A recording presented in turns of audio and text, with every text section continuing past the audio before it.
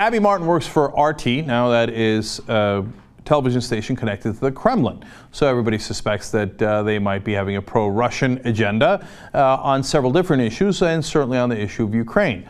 Well, Abby wanted to make clear that she was not on board for that, and that is not the case. So here's what she said at the end of one of her programs. Before we wrap up the show, I wanted to say something from my heart about the ongoing political crisis in Ukraine and Russia's military occupation of Crimea.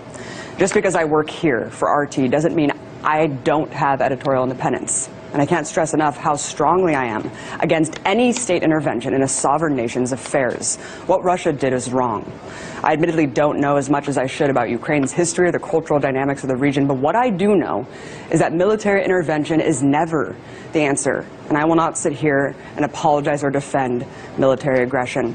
Furthermore, the coverage I've seen of Ukraine has been truly disappointing from all sides of the media spectrum and rife with disinformation. Above all, my heart goes out to the Ukrainian people, who are now wedged as pawns in the middle of a global power chess game. They're the real losers here. All we can do now is hope for a peaceful outcome for a terrible situation and prevent another full-blown Cold War between multiple superpowers. Until then, I'll keep telling the truth as I see it. All right, that was bold. I liked it. Now, if I'm running RT, even if I'm backed by the Kremlin, I'm going to let that slide, because you're going to cause more trouble if you just come out and do something to get her off the air or anything like that, right? I'm not sure that's the direction they went. Now, first, they explain, we respect her views and the views of all of our journalists, presenters, and program hosts.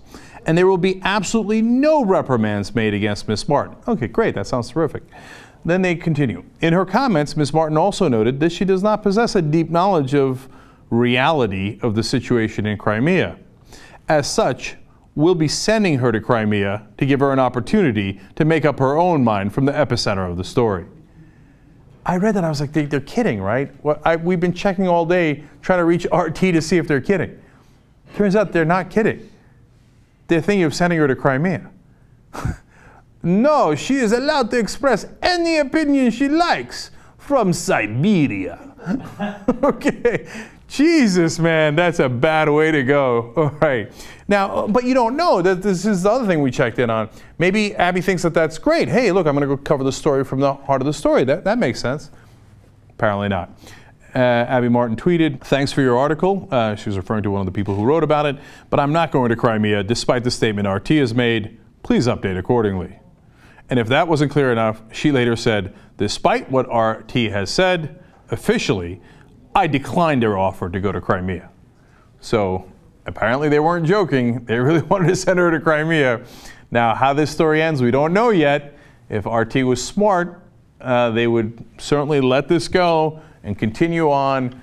And my guess is at some point when that contract comes up, does it get renewed? We don't know. We'll find out. And by the way, let's be fair. If RT really is unbiased and doesn't mind at all, they'll renew her contract and everything will be fine and things will be dandy. That's also a possibility. Their initial reaction doesn't seem to indicate that, right? And if you're saying, hey, they're propaganda, I hear you, and obviously this is troubling, right?